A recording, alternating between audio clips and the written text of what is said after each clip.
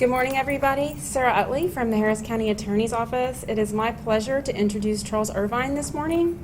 Charles is an adjunct professor at the University of Houston Law Center, where he teaches in Texas coastal and ocean law, environmental law, endangered species and biodiversity law, and practice of environmental law since 2008.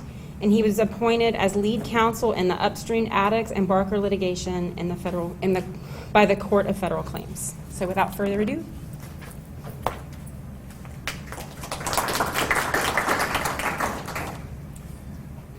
Thank you. As Sarah said, my name is Charles Irvine. I'm a lawyer here in Houston. I don't have any conflicts with Harris County. I have not sued Harris County for anything during Harvey, but I am fundamentally engaged in flood law and Harvey litigation, and so that's what I'm going to talk about today. H is for Harvey. This is a great book. Everybody should buy this book for their children.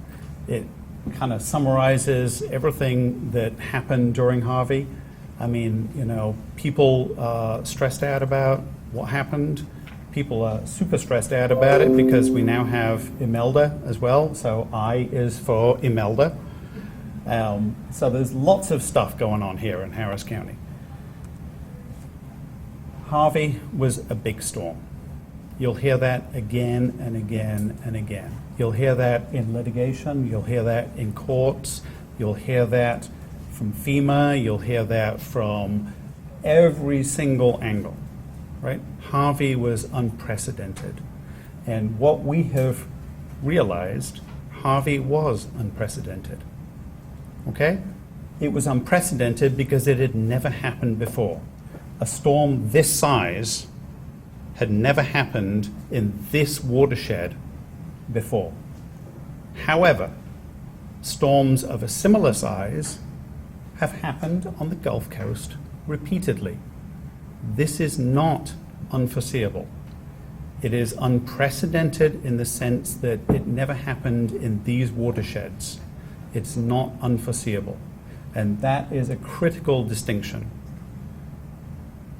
You know, when we litigate cases about, you know, related to Harvey, whether they're against the Corps of Engineers, which is the case that I'm involved in, or whether they're against private developers or Harris County. I mean, I don't have any cases against Harris County, but, you know, the key question is, could we have foreseen what happened during Harvey? Yes. The answer is yes. We had the, you know, repeated kind of predictions. This is from, what's the name of the guy?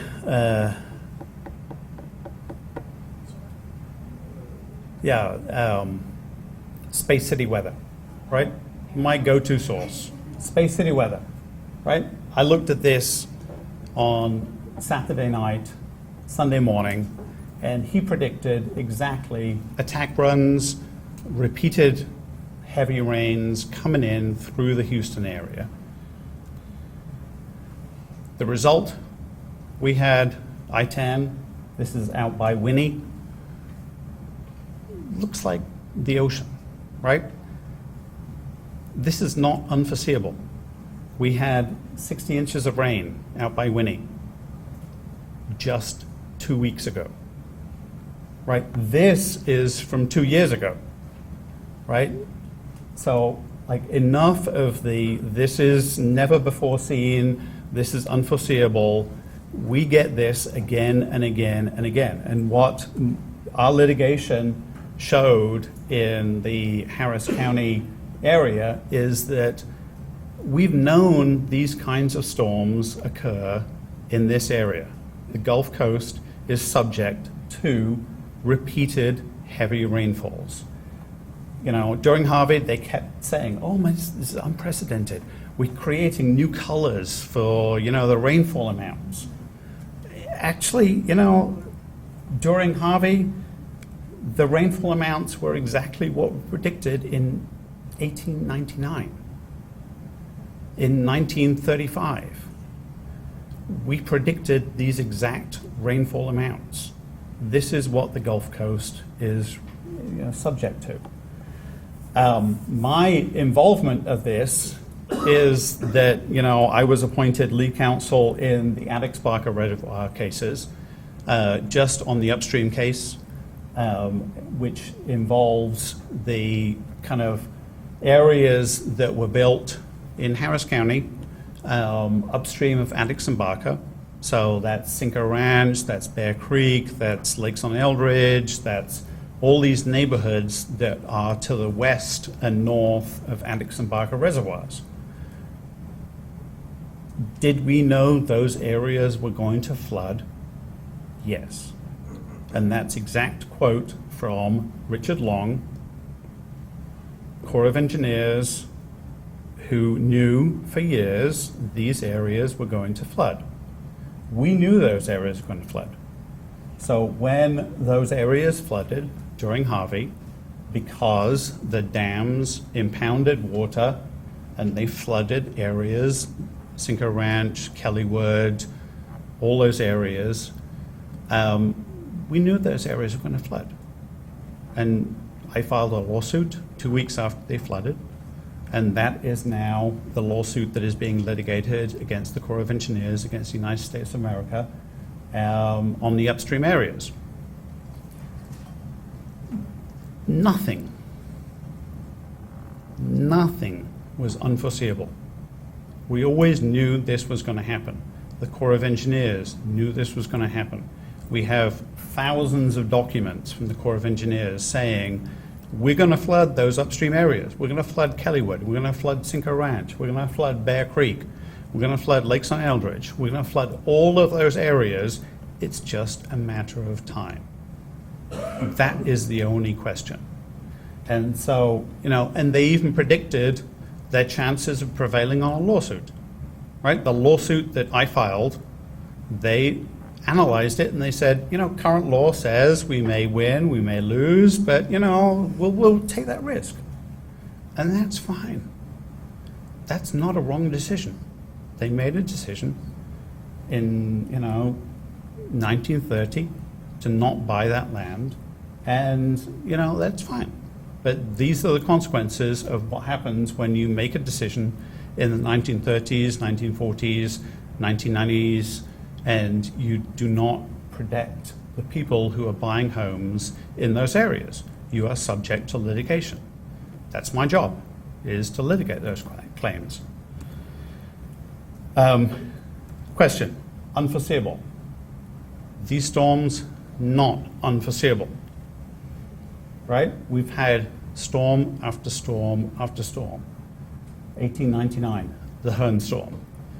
Addicks and Barker reservoirs were designed to handle and retain the Hearn storm, right? 35 inches.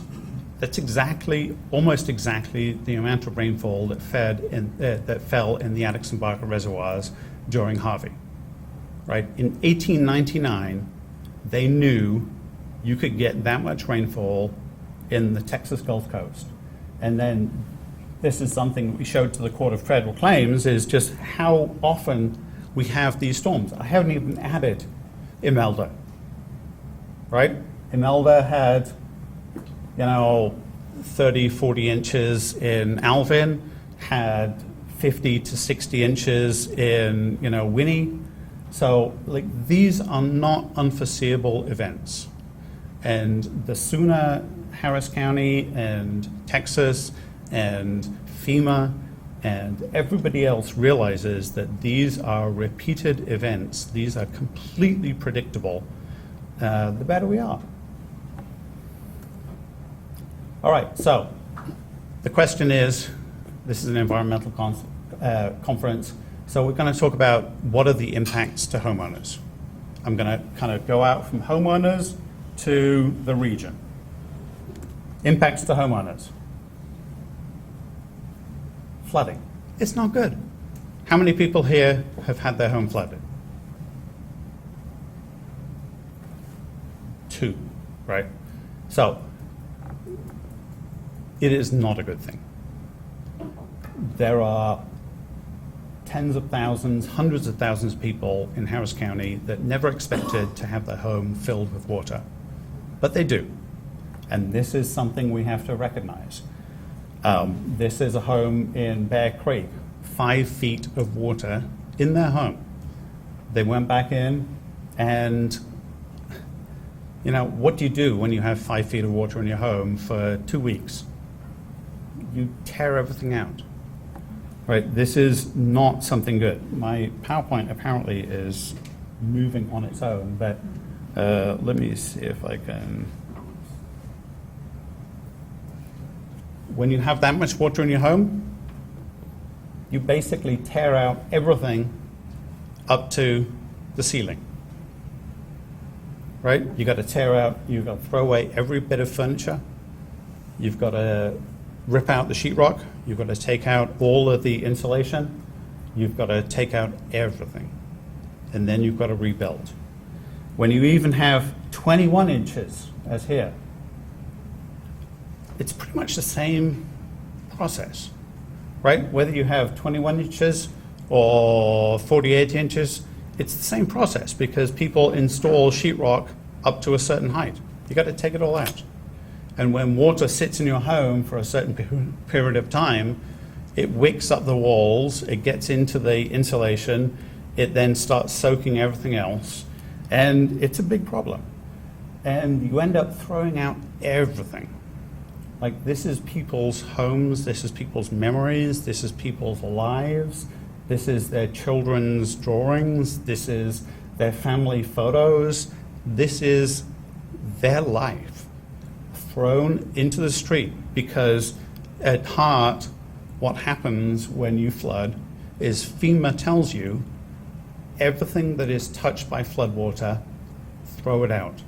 Floodwater is nasty. It's contaminated. It's full of bacteria. It's full of oil. It's full of contaminants. Everything.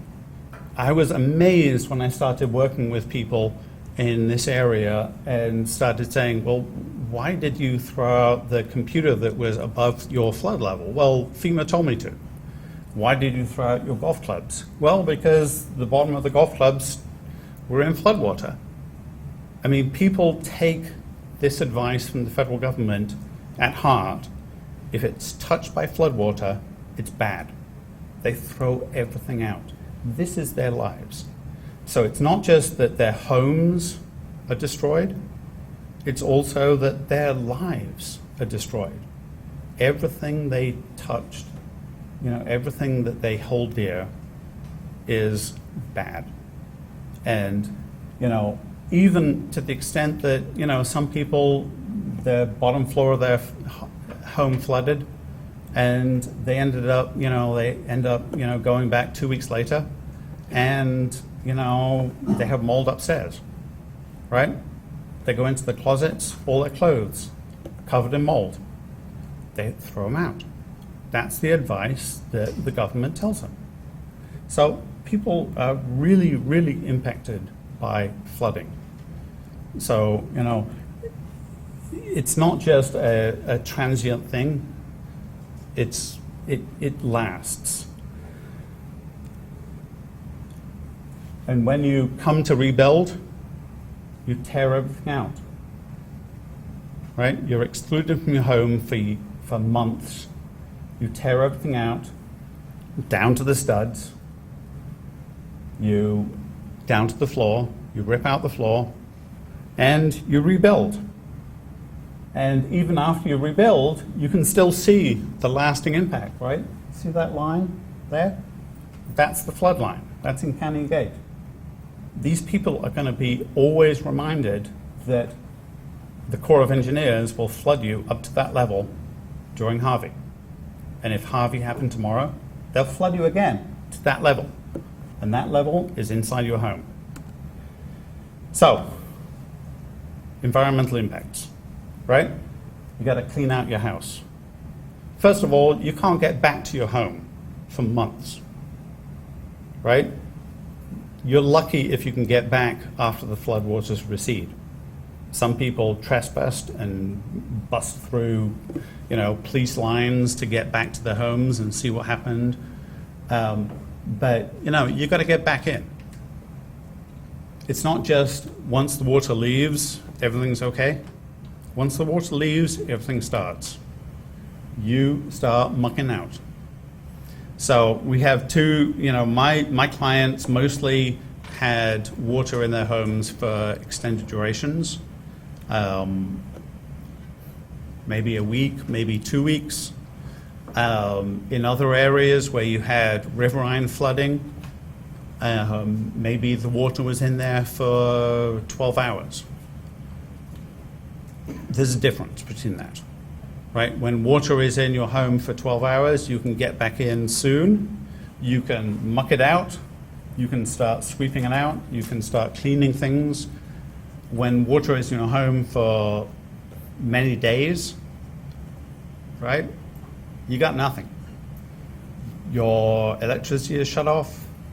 You cannot get in there for a couple of weeks. And then you get back in and the mold is set in. The key thing about mold is if you have power and you can run your AC, you can prevent mold. If you do not have power and you cannot run AC, then mold will occur. All these storms happen during, August, September. There is not a chance that you're not going to get mold in your house. We have multiple people who call us now every day saying, I bought a home up in, Lakes and Eldridge or Bear Creek. They said it didn't flood during Harvey. I looked at your website. It looks like it didn't flood during Harvey, but it was close. And now I realize that when I, went to take out some, sheetrock, that there's mold back there, right? Mold happens with that amount of water underneath your floor, okay? And then it weeps up the wall. It's not that your house actually has to have water in the home, right? Mold can happen anywhere. And so that's a big issue.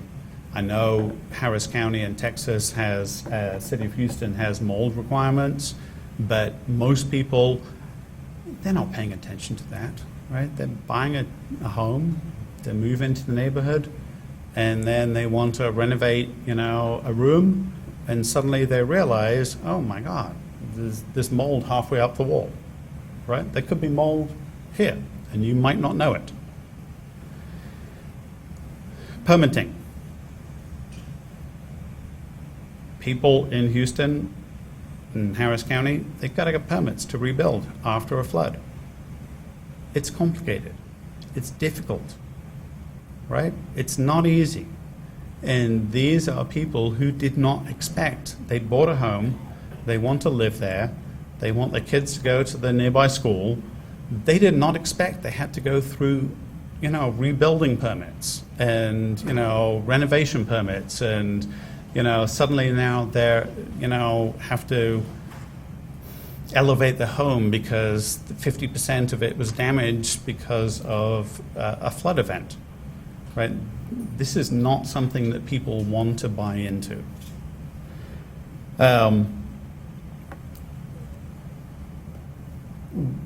In this litigation, there is this notion about what is the damage for every homeowner. And this is what happens when you have a damaged property, right? You have a value before the flood event. And then the flood event happens and the value drops. And then you spend some money to assess the problem, right? Mold remediation, get quotes from builders, things like that. And then you repair, and that is another step up. And then you have some, kind of notion that you're back to where you were. But you're not, because now you have to disclose that your property was flooded. Now you have to disclose to a potential purchaser that this was previously flooded, and, so all that money you put back in is not necessarily recouped. And that's what people are facing. Whether they're in the Attucks-Barker upstream area or downstream or anywhere else in Harris County, that is exactly the model of every single homeowner in Harris County. They spend money, they put in their own equity. I mean, homes are they're the most important thing that most people buy, right? This is their retirement. This is their, the majority of their equity. And suddenly, there's a drop in that value. So, this is the model that we've presented to the Court of Claims on our case, but this is the model for everybody in Harris County. A couple of other things. Environmental damage. We have local infrastructure, roads, parks, wastewater treatment plants. All of these things are flooded. I mean, this is, I pulled some of this off Google. I mean, Google is a remarkable tool because apparently on August 30th, 2017, Google flew satellites or, airplanes, whatever, and they took photographs. They took photographs of the Harvey flooding. So we have a record of everything that flooded during Harvey. And sometimes the water had receded, and sometimes it had not. But these are some of the, City of Houston or Harris County or the various muds out in, kind of the Katy area. These are all these wastewater treatment plants that flooded. All of this stuff, it's floating around, right? I mean, environmental impacts, this is, sewage, raw sewage being discharged into people's homes. Because just south of here are people's homes, right? So the water that goes into people's homes is not just flood water, it's sewage. It's water contaminated by chemicals, by your local gas station, by, a nearby Superfund site. I mean, this water is not, just water. So we have all of these issues. I mean, this is down on Buffalo Bayou. These are City of Houston, wastewater treatment plants. This is actually a water supply plant, right? People are drinking water out of a facility that is currently inundated with floodwater, contaminated floodwater, 3 days after Hurricane Harvey hit. Boil water notices, sure, that's fine. You can do that.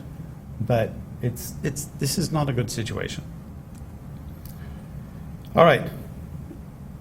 Cars. Thousands of cars. What happens to them? Right? They're all covered by insurance.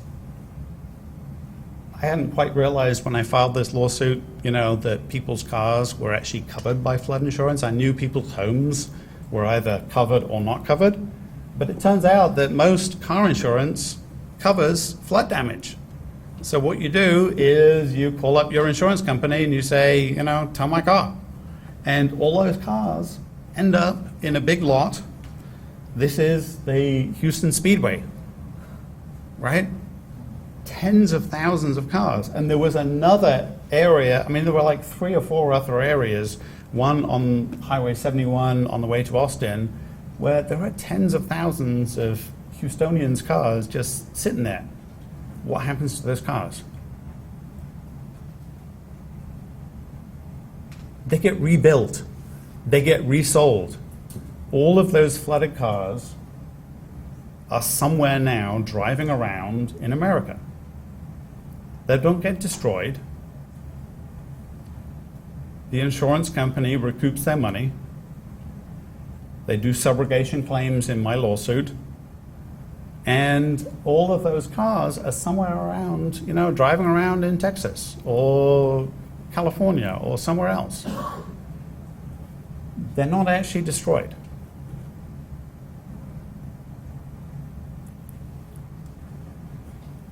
Other things that go on, environmental-wise. When you get a big disaster, first thing that happens, federal and state, all environmental laws, let's waive them. Gone. Result of that, for example, in Harvey, TCQ asked to waive all environmental, I'm being excessive, not all environmental, many environmental requirements. They requested this to the governor because it was an approved federal disaster area. The governor approved it. And notice it wasn't actually the governor, it was Steve Scar, policy advisor to the governor. So the policy advisor to the governor can waive all these environmental requirements. But what does that mean? What it means in practicality is there's a whole bunch of environmental requirements that are just waived. They're just excluded. They don't apply anymore. And so this is a screenshot from a whole bunch of requirements that didn't apply. Now, for some reason, podiatrists and real estate agents and a whole bunch of other professions also were excluded from requirements during Hurricane Harvey. But these are the TCQ requirements that were excluded, waived during Harvey.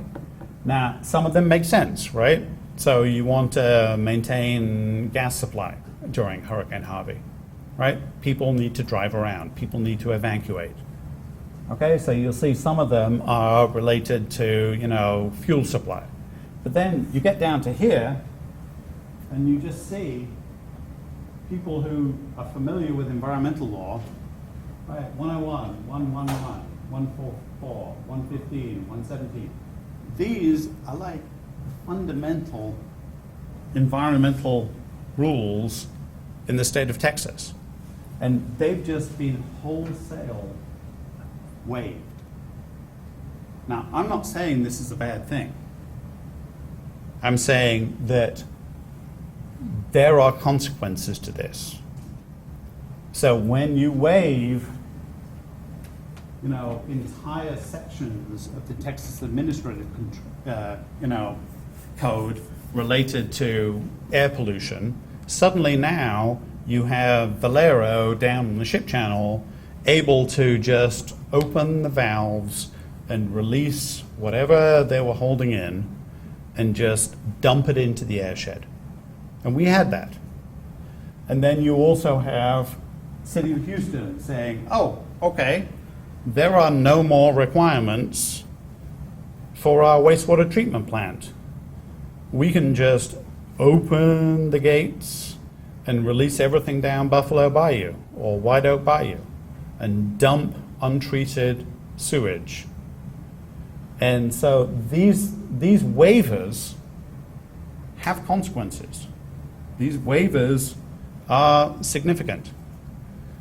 And they also kind of tweak you in certain ways. So, for example, I had a client call me during Harvey, and he's involved in, collecting, he processes hazardous and non-hazardous waste for particular clients.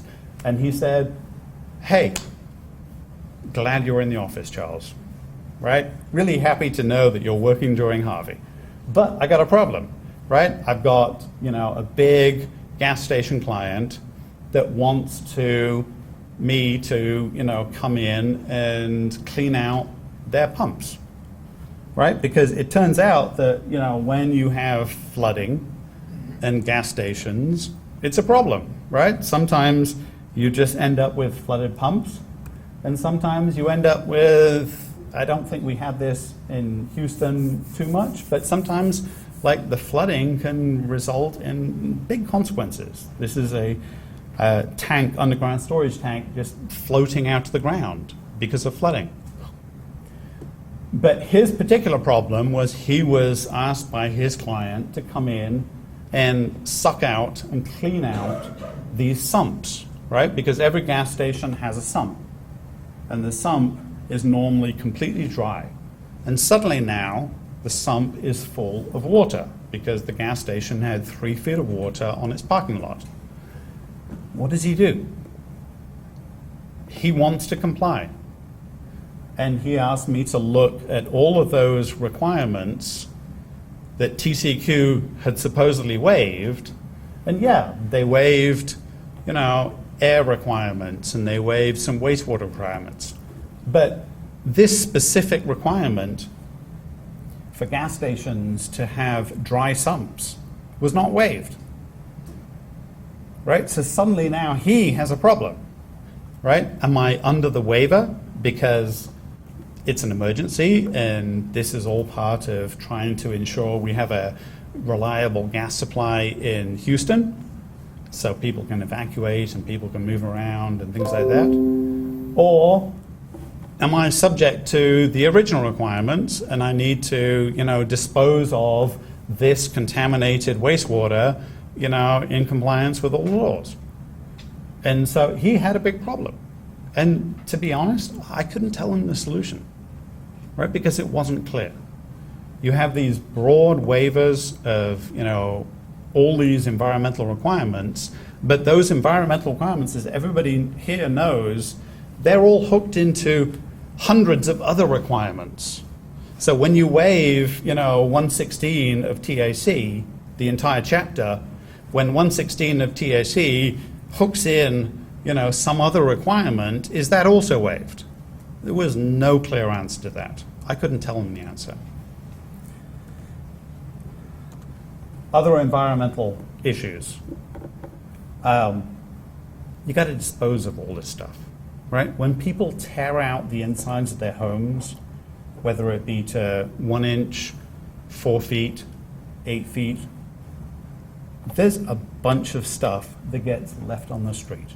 And Harris County well knows about how much of a problem that is to deal with, right? There's insulation, there's, paint, there's who knows what is in there.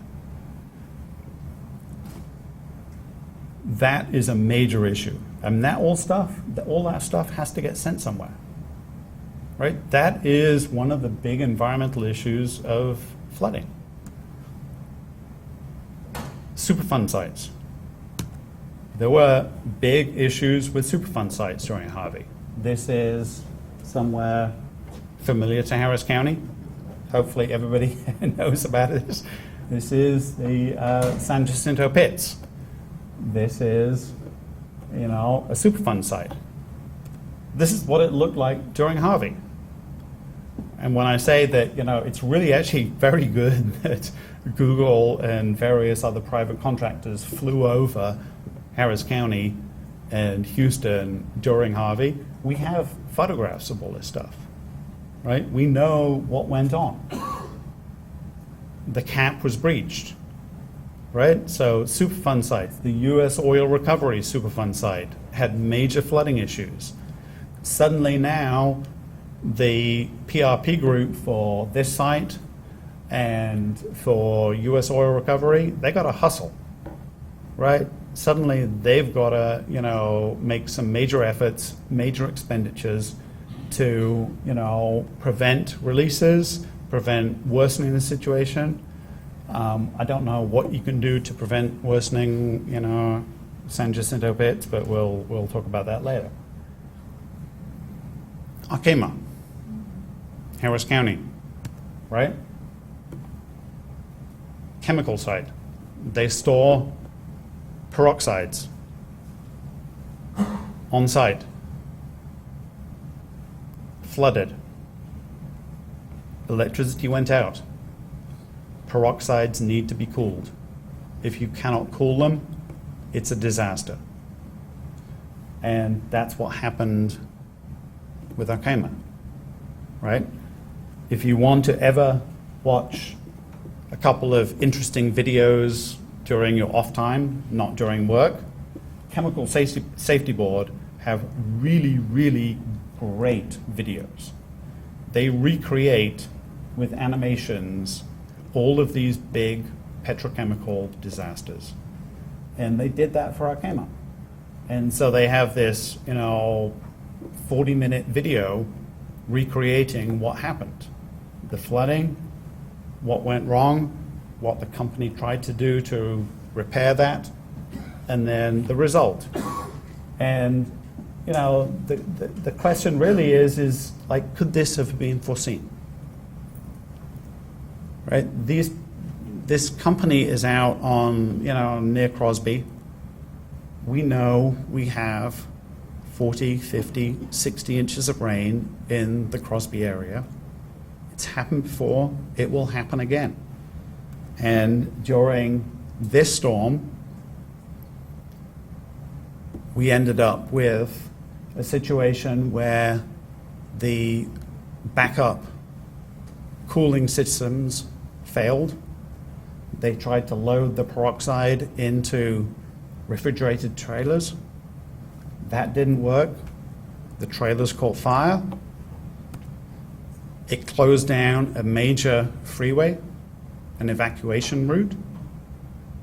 It exposed emergency workers to chemicals. And at the end of the day, this was the Chemical Safety Board's opinion. When evaluating and mitigating the risk from extreme weather events, facilities should strive to apply sufficiently conservative risk management approach. I leave you with that and ask, are we doing that? Are we doing that today in Harris County, in the city of Houston, in everything that we do? We have some situations in the future, and I'm sure Mr. Blackburn will talk about, kind of some of these things, but I'll leave you with this. We now have new rainfall predictions. What is reasonably expected to occur? Atlas 14. So the old 100 is now, the old 500 is now the new 100. We have also, in some areas of Harris County, and this is of particular interest to me, new disclosure requirements. This should be of interest to Harris County, right? This is tax revenues. The state of Texas has decided that people need to disclose whether you are wholly or partly located in a flood pool. Texas has decided you need to disclose whether you're wholly or partly located in a reservoir. And they define reservoir or flood pool as being Addicks and Barker, upstream areas. So now there is a legal requirement in Harris County for people to disclose that they are now subject to flooding at some point in the future. Whether this is a good thing or not, I'll leave that for discussion. But the question becomes is, how are people expected to know? Right? This idea that reservoir means impounded water, impoundment project operated by the Corps of Engineers, intended to retain water or delay runoff in a designated surface area of land. Right?